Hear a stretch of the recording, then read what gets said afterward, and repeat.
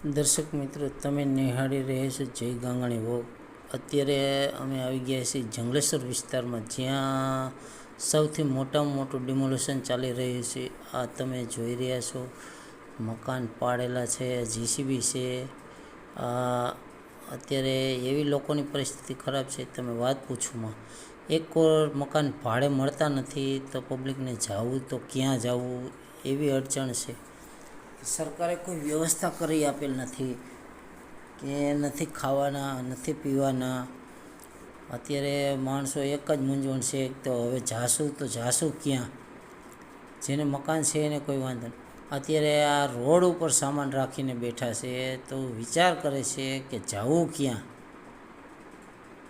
ત્યારે બીજાના આશરે બેઠા છે. જંગલેશ્વર વિસ્તારનો આ દ્રશ્ય તમને દેખાડી રહ્યો છું.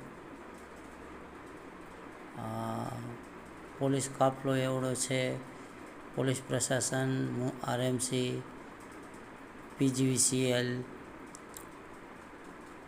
ત્યારે અને આ પાડી રહ્યા છે મકાન, જીસીબી ચાલુ છે, ડિમોલેશન, લાઈવ ડિમોલેશન, હથિયારબંધી પોલીસ છે.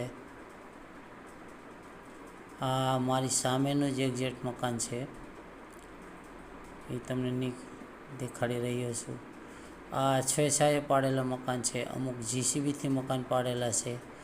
આ જીસીબીના દ્રશ્ય એકદમ તમે વિચારો,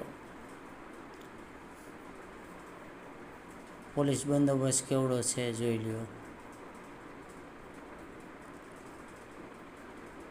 એવડો બંદોબસ્ત ને મકાન એવડા પાડેલા, 2-3 માળના મકાન. આ જોઈ લ્યો, 2 થી 3 માળના મકાન આખું પટ કરી નાખેલ છે. 3-3, 4-4 મકાન ગયેલા છે. અમુકને ફરિયા સુધી ગયેલ છે. જીસીબી ચાલુ છે. અહીંયા આ નર્મદાનગર વિસ્તાર આવી ગયેલ છે. અત્યારના હતા જંગલેશ્વર રાધાકૃષ્ણનગરના આ નર્મદા વિસ્તારના દ્રશ્ય છે. નર્મદા વિસ્તારમાં પણ પટ કર્યા.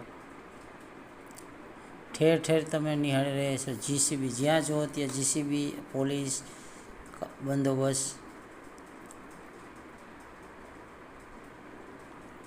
એકદમ પાડીને સાફ કરી પટ કરી નાખેલ છે.